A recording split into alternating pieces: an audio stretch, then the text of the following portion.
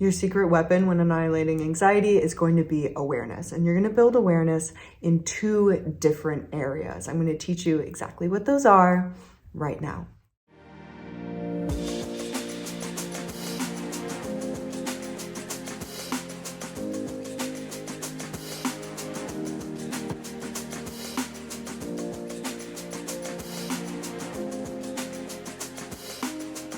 First one is going to be in your body.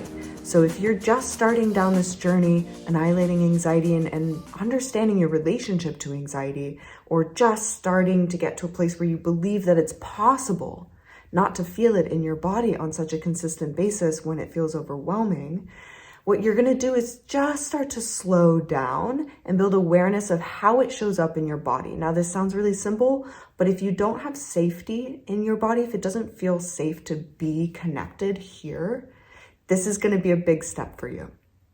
So what I want you to do is slow down and identify where the anxiety shows up in your body and what it feels like.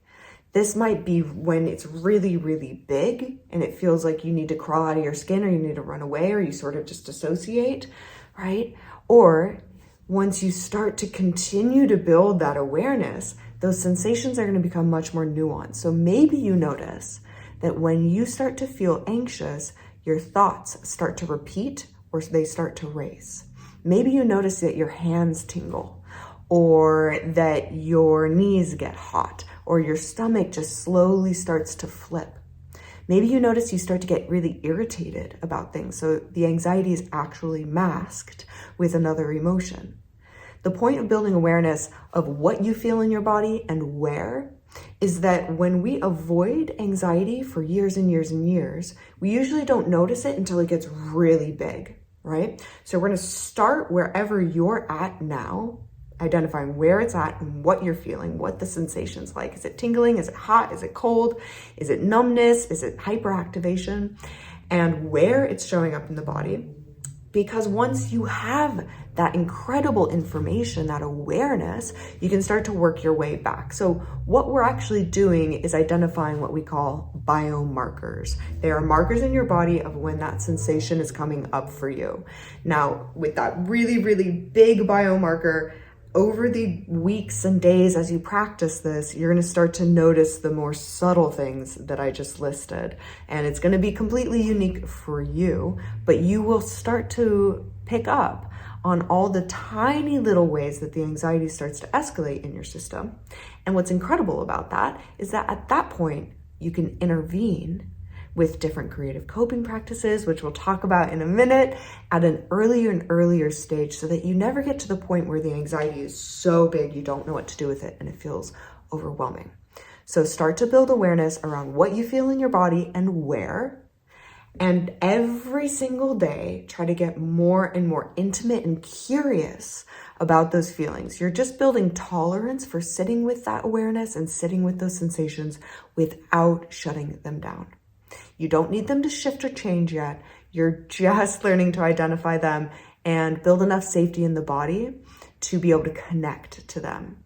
All right, so give yourself lots of time to do this. This might take several weeks, this might take several months, just until you feel comfortable enough sitting with the anxiety in order to hear it and understand it and know what the sensation is like in your body so you can accurately identify it. Does that make sense? All right, the second thing that you're going to start doing is filling out your habit loop. Now, we do this in the Annihilating Anxiety course that I have up on my website and linked below on this video, but you can do it on your own as well. And again, this is building informational knowledge for you. So now you have the embodied knowledge of what the sensations are like, and you're going to build informational knowledge about how you interact with anxiety in your body. Now, a habit loop has 3 parts, and we talk about this in my Annihilating Anxiety course, which is on my website and linked below if you want to dive in with some support from me, but you can also do it on your own. The 3 parts are the activator, the response, and the reward.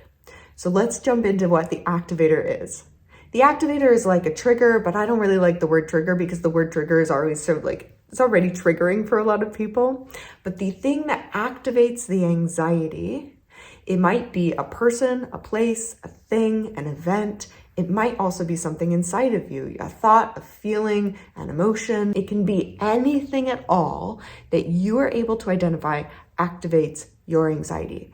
And similar to building the awareness around the body sensations, the more you start to slow down and identify the activators, the more nuanced they get, the more small and quiet they get. So it might be that you're out in public and you experience something where you are not in control of getting what you want, right? You're at the DMV and you're like, I need this slip of paper. And they're just like, sorry, no, you need proof of address. And you're like, I don't have that. And all the anxiety starts to boil. Or it might be that you get a text from one of your family members that makes you concerned or worried, and then that spirals you into anxiety. It might be that you think your job and your partner are causing anxiety because those are the big surface things, but it's actually a financial instability or a fear underlying in your body that's causing the root of that anxiety. So you might start with the big things, the big activators in your world that make you feel anxious, but then always is going to trickle down into small things, mostly inside of you, limiting beliefs, fears, concerns, and worries, right? So you're going to start by identifying the activator, and then you're going to move on to identifying your response. You're going to identify your response in your mind, with your thoughts, in your body, and in action. So when you feel anxious right now, not like in the perfect world, how would you deal with this? Right now in this moment, when you feel anxious, what do you think? What do you feel in your body? And what do you do in action? Now, most of you will be avoiding either by isolating and shutting down or projecting that anxiety out onto other people as your inaction response, right? And you might have thoughts about losing control, about it failing, about it not being enough, whatever it is for you. And you might not only feel anxiety in your body. It might feel irritating. You might feel anger. You might feel sadness. You might feel numbness or sort of dissociation. It's going to be unique for you again. So identify an activator. It's great if you can pick one specific instance in your life that's relevant right now. And then identify what you think in those experiences, what you feel, and what you do. Just writing it down. And again, we're not doing this with a bunch of shame and judgment because those two things never healed anybody. We are doing this with compassion and love and curiosity, right? Once you've got that, you're going to identify the reward. And some people get tripped up on this reward aspect of your habit loop. And that is because it can feel really challenging to call whatever reward you're getting from responding to anxiety in this way a reward, because most often it feels bad. It doesn't feel good. It feels dysfunctional. It feels disturbing. It feels isolating, right? So if you're shutting your anxiety down and withdrawing socially and feeling super overwhelmed and panicky, what is the reward for that? Now, let me tell you a secret. Emotions always function for you in a positive way in your body. It's trying to teach you something. It's trying to show you something really, really important, okay? And your response to literally everything in your life, the things you think, the things you do, the things you feel, always function for you in a way that supports you in feeling the most safety that you can figure out how to feel in this moment. Now, it might not be working the best for you, but it is helping you feel safe. So if you're actively avoiding anxiety and shutting it down until you explode, the reward would be that you do not have to process the anxiety in this moment because it feels too overwhelming to do so. So you get to delay the emotional processing of it, right? The reward would be the avoidance of it. The avoidance of facing those fears, of actually connecting to yourself, and of finding healthy, grounded safety in your body, right? So identify an activator, identify your response in your thoughts, in your body, and in your action. And then you're going to identify the reward. What are you getting out of behaving, thinking, and feeling this way when anxiety comes up for you? Again, no judgment. We're just building awareness here. Now, the beautiful thing and the thing we do in my course is that we slow down now and we get to decide where we're going to disrupt this habit loop. I also teach this in Expressed, my 3-month group program, which is enrolling for February and for future cohorts. But you get to slow down and you get to start to build in new practices. So this is where creative coping practices come into play. So instead of thinking those thoughts that you're feeling and feeling the feelings and doing the things that you're doing to avoid the anxiety, you get to choose new thoughts, new feelings, and new actions. The actions could be any creative coping practice that you can think of. It could be breath work from this channel or anyone else's breath work practice. It could be journaling, writing, art, singing, dancing, nature, exercise, meditation, connecting with a partner, any form of coping that feels good for you. And the creative aspect is that you get to play and you get to explore and see what works for you in disrupting this particular anxiety loop. Yeah?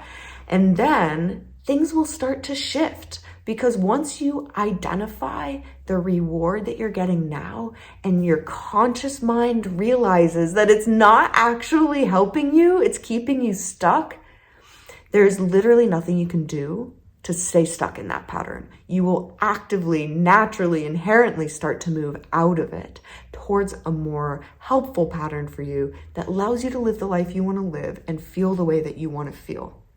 The goal at the end of all of this is that you get to use anxiety as one of your greatest indicators for growth and for change, right? Anxiety always, always, always indicates action. When you feel anxious, it is trying to tell you that there is something that you need to do in order to live in more alignment with your authentic self. So a boundary that you need to set, something that you need to communicate, some practice that you need to put into place. Maybe you need to slow down. Maybe you need to let go. It could be absolutely anything, but anxiety is one of your most powerful sensations in the body when it comes to figuring out what's in alignment for you or not, all right?